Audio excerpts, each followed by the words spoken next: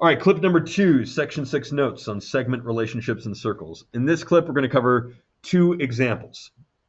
In the first example, we'll explore right here, this diagram, where I have an intersection of segments happening on the inside of the circles. We'll apply the theorem that we dealt with there. And the second clip, we'll look at an intersection on the outside of the circles, namely this guy.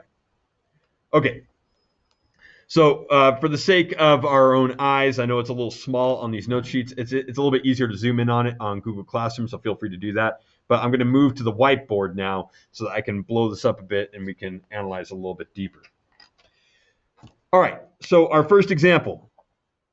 We're given a circle. Surprise, surprise. And in this circle, I have 2 chords that intersect each other. So a chord is simply a segment that has endpoints on the circle itself.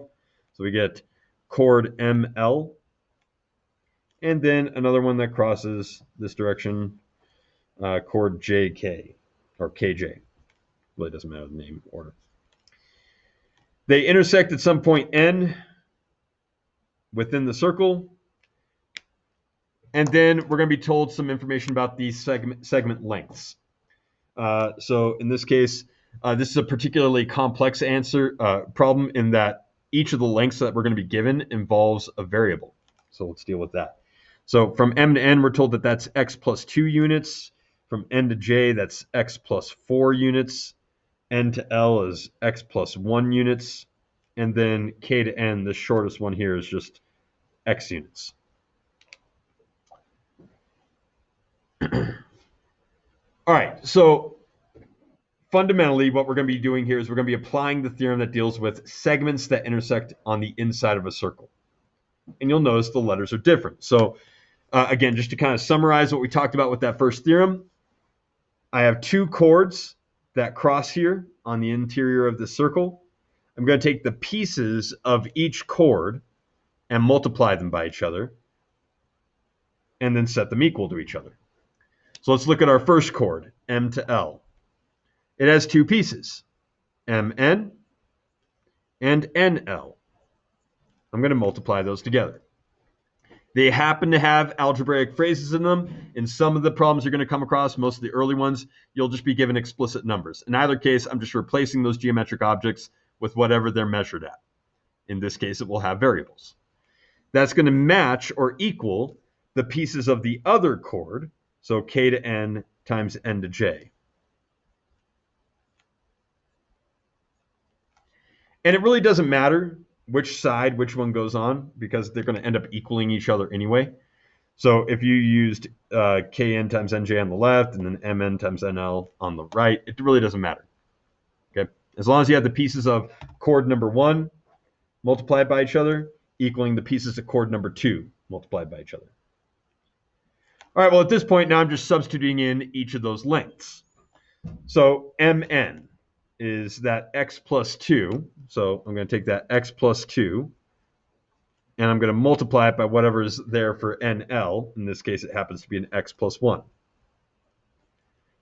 This problem is going to be pretty much about as complicated as we'll see these problems, because we're dealing, like in this case, with polynomial multiplication. I'll deal with this in a second. Over here, this will be a little bit more of a simplified version of that, because Kn is just x. I'm going to multiply it by Nj, which here is x plus 4. So as we see, we just see a ton of variables. What will happen more often than not is at least a few of these will be just regular numbers, in which case it just becomes calculator work. But it's good to see something about as complicated as it will get, because now we'll just be able to do this, and then anything else will be easier. All right, well, in each of these cases, left and right side of the equation here, I'm just doing distribution. Let's deal with the simpler one over here, because I just have a single object that's being distributed throughout this parentheses. If I'm multiplying these together, I just have to make sure I multiply throughout the parentheses. So x times x gives me x squared. And then that positive x times positive 4 gives me positive 4x. Simple enough. Here's where it's going to get a little bit more crowded. On the left-hand side here, this is, again, polynomial multiplication. It's still distribution, and this is where I'll remind you what we did in first semester. I'm just taking each of these objects in this first parentheses, and there are 2 of them. I'm going to multiply it throughout using distribution, the other parentheses. So x times x gives me x squared. X times positive 1 gives me positive 1x, or just x. Done with my first object. Second object is a positive 2. I'm going to multiply it throughout this parentheses. Positive 2 times x gives me positive 2x. And positive 2 times positive 1 gives me positive 2. Okay, there's polynomial multiplication. It's called the distribution method. Some people use foiling, whatever works for you. In either case, we get a little bit more longer algebraic phrase here on the left. All right. But essentially at this point, even though it's super long, this is just essentially now going to break down to combination of like terms and then solving for the variable. This is a pretty traditional algebraic sentence. We just have to combine everything together, condense it down to a simpler phrase. So let's deal with the most complicated aspect here, or maybe the most intimidating one, which is simply the x squareds. Well, x squareds can only combine with other x squareds when I'm adding or subtracting. So they can't combine with the other x's or the numbers or anything like that. So if I want to get them together, I'm going to want to combine this x squared with that x squared. And so if I take this positive x squared and subtract it to the other side of the equation, you're going to find that the x squareds cancel out here. And I'll be left with x plus 2x plus 2 on the left, and then positive 4x on the right. X squareds canceled here. That tends to be the trend with what we've done so far in this chapter. All right, well, now I can combine my x's. X's can only combine with each other, not the other numbers. So I have x plus 2x here on the left. I just do the explicit operations as they're written here on the left. So x plus 2x is 3x plus 2 now on the left, still equal to 4x on the right. But now if I want this 3x to combine with this 4x on the right, I'm crossing the equal sign.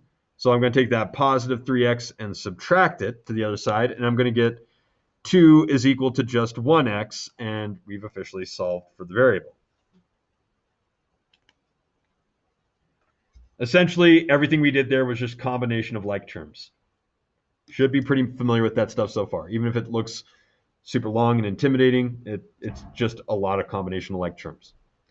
Here's where, again, I want to make sure I emphasize that as with any math problem or any problem that you get in any academic class really ever, you always want to double check what the question is asking for, particularly in algebra up until high school or these upper level classes and stuff. It's basically like solve for the variable. And in some cases, it still is. But in this question, it's actually asking for, if you look back in the notes, it's actually asking for the length of each entire chord. So it's asking for the length of M to L and the length from K to J. So the fact that I've solved for the variable, I definitely had to do that. But now what I would do is I would take that variable solution and plug it back into these algebraic phrases to solve for what I need for. So if I'm looking for the entire chord length from M to L, I'd plug 2 in for this phrase right here. 2 plus 2 would give me 4 to get from M to N. 2 plus 1 would give me 3 from N to L. So that 4 and 3 unit distance would give me a length of 7 units for that chord. For chord KJ, I plug 2 in. K to N is simply 2. And then 2 plus 4 gives me N to J, or 6. So that 2 plus 6 unit length gives me an 8 unit length for K to J. Just be careful of that stuff. We've seen that stuff pop up all the time in algebra classes, where sometimes they'll ask me simply to solve for the variable. We've done that here. In other cases, it wants me to plug that variable back into whatever diagram is being used to solve for some geometric piece. So just make sure you know when to do that. Always just look back at what the question is asking for. Basically what we have here on the screen, this is the hard work, solving for the variable. The easy part is plugging it back in. All right, so just don't make sure you're not getting marked down on that simple step in the process. But there's our first example. I'll go ahead and erase it from there. And in this next example, we're going to look at an intersection on the outside of a circle and how that changes our formula. All right, example number 2. I'll go ahead and just stay here on the whiteboard. We're given the following diagram. We have a circle, surprise, surprise, and then we have 2 secants that will intersect on the outside of a circle, giving us this kind of look. Obviously, the intersection is happening on the outside. We'll label our points right here, mostly just so we can set up a formula. So we have R, P, and Q, and then S and T down here on the bottom. All right, so the fact that we have an intersection on the outside of the circle, again, just to remind you of our formula setup, I have two segments happening here. I'm going to have outside piece, whatever length this is, times the length of the whole segment, and then outside piece times the length of the whole segment. So immediately I can set myself up with this formula where I have segment number 1. So I have outside piece, R to P, times the length of the whole segment, R to Q. This will be a little bit tricky for some students because in order to solve for this entire length, sometimes they'll tell me the length of the whole segment, but in other times they're going to tell me the lengths of the pieces, so I'd have to add those pieces together. And then my other segment, outside piece, R to S, times the length of the whole segment, R to T.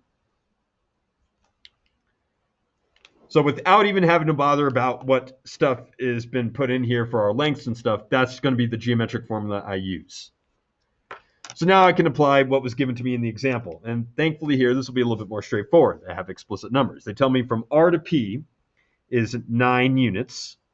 From P to Q, the chord element here, that's 11 units. From R to S, the other outside piece, that's 10 units. And then from S to T, this is going to end up being my variable, the piece I need to solve for. So essentially, I already know what formula I'm going to be using. Outside piece times the length of the whole segment. Is it going to be equal to outside piece times the length of the whole segment? I just need to plug in those values. R to P, the first outside piece, is simply 9 units. R to Q, be careful here, because from R to Q I need to add up both those pieces.